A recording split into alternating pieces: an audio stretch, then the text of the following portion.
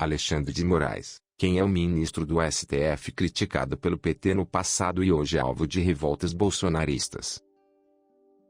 Um dos nomes mais criticados e pronunciados de maneira fervorosa por bolsonaristas golpistas durante as invasões ao Congresso Nacional foi o de Alexandre de Moraes, ministro do STF e presidente do Tribunal Superior Eleitoral. Mas qual a razão para tamanha fúria contra essa figura? É o que veremos neste vídeo. Para você que está chegando agora no canal, este aqui é o Prefiro Investir, canal que é dedicado a investimentos, negócios e empreendedorismo e também notícias que impactam o seu dinheiro. Se você ainda não conhecia, te convido a ficar aqui conosco e ampliar seu conhecimento juntamente conosco. Aproveito também para lhe pedir sua inscrição, pois ela é muito importante para nos ajudar a trazer este e outros conteúdos para o canal. Vamos ao vídeo. A tensão entre Moraes e bolsonaristas não é de hoje. Talvez tenham sido essas as palavras mais duras proferidas pelo ex-presidente Jair Bolsonaro, PL, durante o seu mandato, e a concorrência, como se sabe, é grande. No dia 7 de setembro de 2021, em um discurso a apoiadores que lotaram a Avenida Paulista, em São Paulo, o chefe do executivo traçou uma linha que o opôs frontalmente ao poder judiciário e quase deflagrou uma crise política e institucional de consequências imprevisíveis para o país. Ao ameaçar não cumprir as decisões do ministro Alexandre de Moraes, do Supremo Tribunal Federal, STF, Bolsonaro deixava claro que havia escolhido quem seria seu maior adversário, contra quem insuflar a seus simpatizantes a partir daquele momento.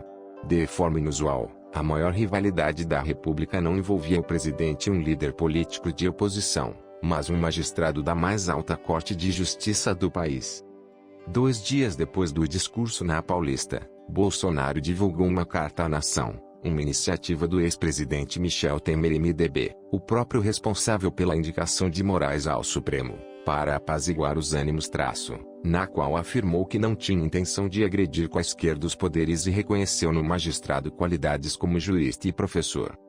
Seria apenas mais um recuo nas idas e vindas retóricas do presidente, que jamais deixou de se posicionar, em sua gestão, como antípoda do judiciário. Catapultado à condição de protagonista das cenas política e jurídica do país, Alexandre de Moraes despertou a ira de Bolsonaro, sobretudo, por causa do chamado inquérito das fake news, aberto de ofício pelo então presidente do STF Dias Toffoli, em março de 2019, com o objetivo de investigar a produção e disseminação de notícias fraudulentas nas redes sociais contra a corte e seus integrantes. Moraes assumiu a relatoria do processo por decisão individual de Toffoli. Em 2021, Moraes acatou parcialmente um pedido apresentado pela Procuradoria-Geral da República, PGR, e decidiu arquivar outro inquérito, sobre atos antidemocráticos, que havia sido instaurado no ano anterior. Entretanto, determinou a abertura de uma nova investigação sobre fake news, apurando a existência de uma suposta organização criminosa que operaria divulgando notícias falsas. O inquérito das fake news tinha como alvo atrevidote apoiadores de Bolsonaro, entre os quais líderes políticos com e sem mandatos parlamentares.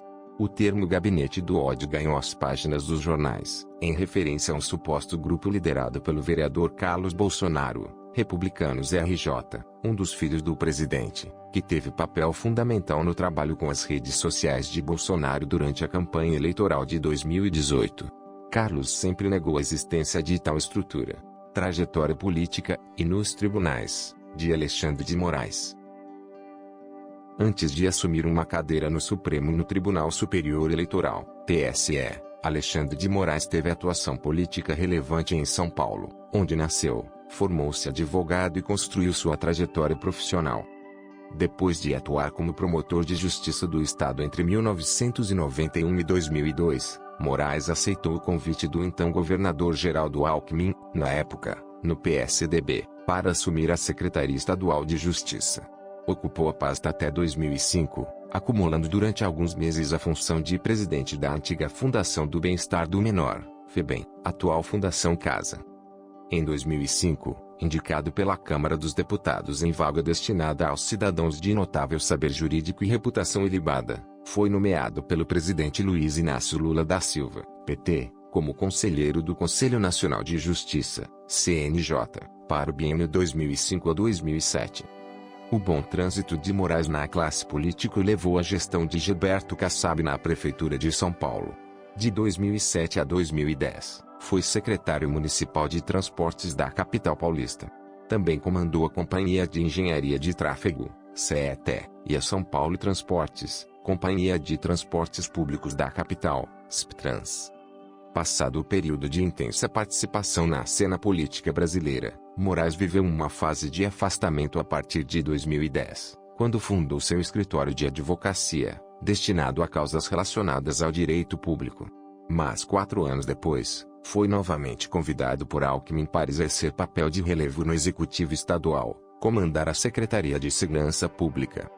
Sua gestão à frente de uma pasta considerada altamente sensível e estratégica foi muitas vezes criticada por setores ligados à esquerda, adversários do governo Alckmin, e organizações de defesa dos direitos humanos, que acusavam a Polícia Militar, PMSP, de levar a cabo ações violentas, especialmente nas periferias.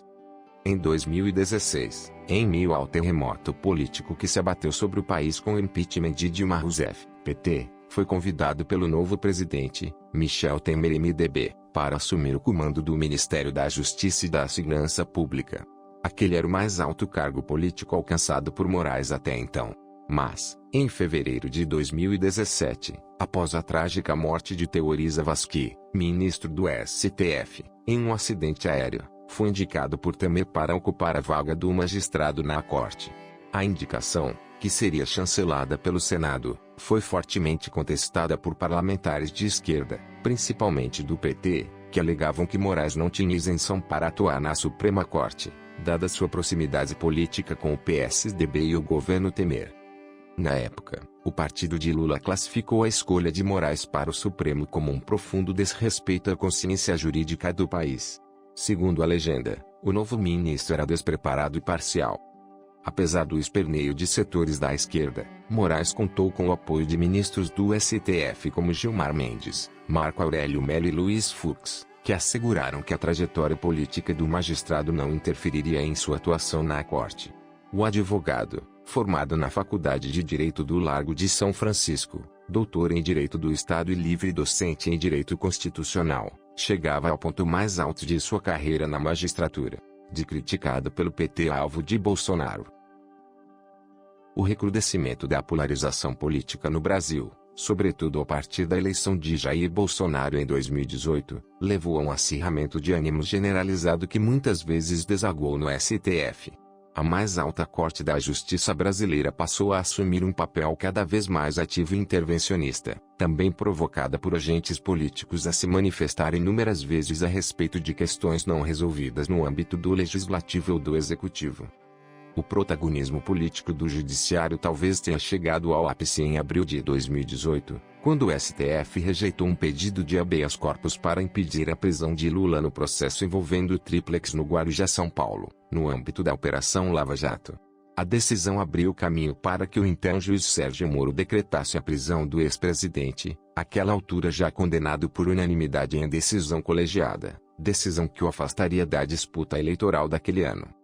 Em 2019, o Supremo mudou de entendimento sobre a condenação após prisão em segunda instância, alterando a jurisprudência vigente e proibindo a execução da pena menos, decisão que abriu caminho para a soltura de Lula após 580 dias preso no prédio da Superintendência da Polícia Federal em Curitiba, Paraná.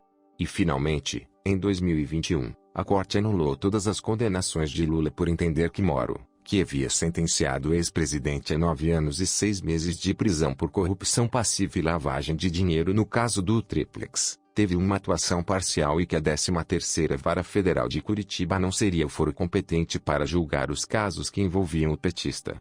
Na prática, o mesmo STF que barrou a candidatura de Lula em 2018 o credenciou para a sucessão presidencial 4 anos depois.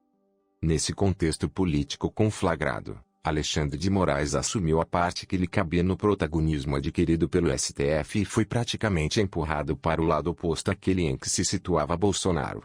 Com o inquérito das fake news encurralando figuras próximas ao presidente, tornou-se alvo preferencial dos militantes simpáticos ao governo. Alexandre de Moraes assume o TSE. Em agosto de 2022, há 2 meses das eleições, Alexandre de Moraes assumiu a presidência do Tribunal Superior Eleitoral, TSE, do qual era integrante desde 2020. Caberia justamente ao ministro atacado inúmeras vezes por Bolsonaro conduzir o processo eleitoral no país. O presidente da República seria candidato à reeleição e teria como principal adversário Luiz Inácio Lula da Silva, PT. A cerimônia de posse de Moraes no TSE foi um dos momentos mais esperados de 2022. Bolsonaro e Lula compareceram, além dos ex-presidentes José Sarney, Michel Temer e Dilma Rousseff. O chefe do executivo até trocou algumas palavras cordiais com Moraes, mas teve de ouvir um enfático pronunciamento do novo comandante da Justiça Eleitoral sobre o combate às fake news e o compromisso com a democracia e as instituições, além de uma destacada defesa às urnas eletrônicas. Àquela altura, além de confrontar Moraes e o STF por causa do inquérito das fake news, Bolsonaro já havia encampado a bandeira do voto impresso, colocando em dúvida a lisura do processo eleitoral e lançando suspeitas jamais comprovadas acerca do sistema eletrônico de votação.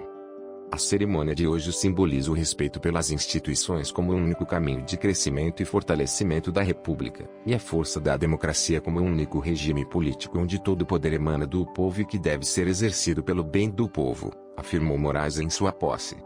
Somos a única democracia do mundo que apura e divulga os resultados eleitorais no mesmo dia, com agilidade, segurança, competência e transparência. Isso é motivo de orgulho nacional, continuou o ministro. Os brasileiros e as brasileiras declaram com confiança o seu voto, aguardando a apuração, a proclamação do resultado no mesmo dia, para a segurança, tranquilidade e orgulho de nossas eleitoras e eleitores. Esse é o trabalho da Justiça Eleitoral, um constante trabalho de reafirmação dos valores democráticos, dos princípios republicanos e do respeito à soberania popular. A democracia existe exatamente para garantir a todas as brasileiras e a todos os brasileiros a possibilidade de, periodicamente, escolherem seus representantes. Moraes afirmou ainda: a Constituição Federal não permite, inclusive em período de propaganda eleitoral, a propagação de discursos de ódio, de ideias contrárias à ordem constitucional e ao Estado democrático, tampouco a realização de manifestações pessoais, sejam nas redes sociais ou por meio de entrevistas públicas, visando ao rompimento do Estado de Direito, com a consequente instalação do arbítrio. Desta vez, era Alexandre de Moraes quem riscava o chão para delimitar até onde Bolsonaro e seus apoiadores poderiam ir, se quisessem atuar, de fato, dentro das 4 linhas da Constituição, como costuma dizer o presidente da República. Em um momento fortemente polarizado entre Lula e Bolsonaro, que ainda tinha como pano de fundo um embate velado entre os presidentes da República e do TSE, era inevitável que o pleito de 2022 fosse marcado por muita tensão, conflitos e uma série de questionamentos à Justiça Eleitoral. Ação contra empresários por mensagens de WhatsApp. No dia 23 de agosto de 2022, um grupo de empresários abertamente simpatizantes do governo Bolsonaro foi alvo de quebra de sigilos bancários e fiscal e mandados de busca e apreensão. A ação foi determinada por Alexandre de Moraes, que atendeu a um pedido da PF no âmbito do inquérito das milícias digitais. Mensagens tornadas públicas em reportagem do site Metrópolis mostraram que os empresários interagiam em um grupo no WhatsApp. Nesse ambiente privado, alguns deles escreveram que preferiam um golpe de Estado à vitória do PT nas eleições. Entre os alvos, estavam os empresários Luciano Wang, dono da Havan, José Isaac Pérez, da rede de shopping Multiplan, Ivan Robel, da construtora W3, José Couri, do Barra World Shopping, André Tissot, do Grupo Sierra, Maier Nigri, da Tecnisa, Marco Aurélio Raimundo, da Mormaí, e Afrânio Barreira, do Grupo Coco Bambu.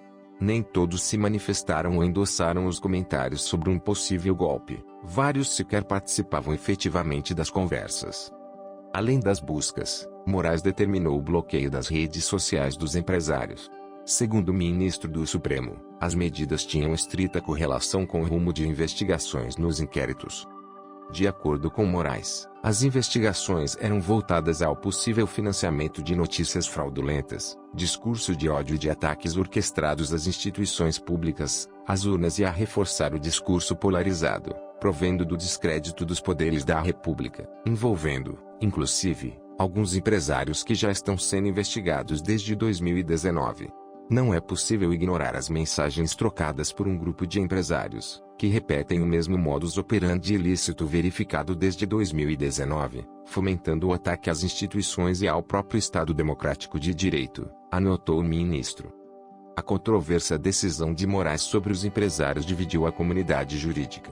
Não há como dizer que meras ideias atentem contra a democracia. O que é a democracia senão a liberdade de expressão? Fico estupefato. Acho que preciso reaprender o direito, que passou a ser diferente daquele que escrevi, vi e estudei, ironizou Ives Gandra Martins, em entrevista. Era uma conversa privada. Penso que não poderia ter havido essa decisão contra os empresários, argumentou. Em outra entrevista, desta vez à Jovem Pan, Ives Gandra disse que a Constituição resguarda o direito de livre manifestação do pensamento, principalmente em um ambiente privado como um grupo de WhatsApp. É evidente que a liberdade de expressar qualquer que seja a ideia tem de ser colocada no sentido de que, enquanto estou apenas falando, sem intenção nenhuma de tomar nenhuma medida prática contra as instituições, como pegar em armas, essa liberdade pode ser expressa, afirmou. É uma liberdade que não havia no regime anterior, de exceção. Nós quisemos garantir. Vivi aquele ambiente, de elaboração da Constituição de 1988, e sei que queriam dar uma liberdade de expressão total. Semanas depois da decisão, Alexandre de Moraes desbloqueou as contas dos empresários alvos da operação Superpoderes da Justiça Eleitoral. Em mais um capítulo do que tem classificado como uma verdadeira guerra contra as fake news durante o período eleitoral, o TSE aprovou uma resolução que ampliou os poderes da própria Corte para a remoção de notícias falsas nas redes. De acordo com a decisão, conteúdos com informações falsas ou descontextualizadas agora poderão ser removidos em até 2 horas, sem a necessidade de processos judiciais. Para agir, o tribunal não precisará mais ser provocado por partes interessadas, como ocorria até então. A resolução determina ainda que a Corte poderá tirar do ar canais que repliquem fake news de forma reiterada. A medida também vetou a propaganda eleitoral paga na internet 48 horas antes da votação e nas 24 horas posteriores ao pleito. As plataformas digitais também passaram a ter um prazo menor para retirar notícias falsas do ar, de 24 horas para apenas 2 horas. Nos 3 dias anteriores e nos 3 dias posteriores ao segundo turno, esse prazo se reduz ainda mais, para 1 hora. É exatamente isso que vamos fazer a partir de agora. Não só reduzir o tempo para as plataformas retirarem as notícias fraudulentas do ar, como também, uma vez que a nossa assessoria de desinformação verificar que aquele conteúdo foi repetido, não haverá necessidade de uma nova ação, de uma nova representação e de uma nova decisão.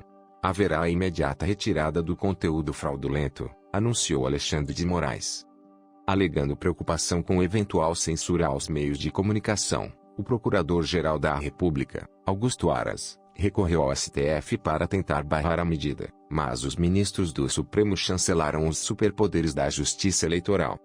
Nas eleições de 2022, a postura de Moraes foi permanentemente ativa e aparentemente alheia às críticas cada vez mais frequentes sobre eventual abuso de poder. O presidente do TSE se reuniu com representantes das principais plataformas digitais, Google, YouTube, Meta, responsável por Facebook, Instagram e WhatsApp, Twitter, Twitch, TikTok, Quai, LinkedIn e Telegram, para discutir medidas de combate à propagação das fake news. A Corte também analisou uma série de pedidos de direito de resposta dos 2 candidatos que polarizaram a disputa. Concedeu, pela primeira vez, direito de resposta a um candidato, Lula, na conta do adversário, Bolsonaro, no Twitter. Permitiu a Bolsonaro que dispusesse de 2 minutos, dentro da propaganda de Lula na TV, para se defender de acusações de que estaria relacionado à corrupção e à criminalidade. Suspendeu uma propaganda do PT em que a atual ministra de Lula Simone Tebet, MDB-MS, participava por tempo acima do permitido pela legislação. Instaurou investigação sobre uma suposta rede de desinformação que seria capitaneada por Carlos Bolsonaro. Entre outras dezenas de medidas, favoráveis e desfavoráveis aos 2 candidatos. Na reta final da eleição, 2 episódios causaram furor e temor, na Praça dos Três Poderes: a prisão do ex-deputado federal Roberto Jefferson, PT-BRJ, outro aliado de primeira hora de Jair Bolsonaro, e a denúncia apresentada pela campanha do candidato à reeleição de que emissoras de rádio do Nordeste não teriam veiculado peças de propaganda do incumbente, causando um suposto desequilíbrio nas inserções e beneficiando Lula. Se você gostou deste vídeo, não se esqueça de se inscrever em nosso canal. Clique no botão de inscrição abaixo e ative as notificações para não perder nenhum de nossos próximos vídeos. Juntos, podemos continuar aprendendo e crescendo rumo ao sucesso. Obrigado por assistir e até o próximo vídeo.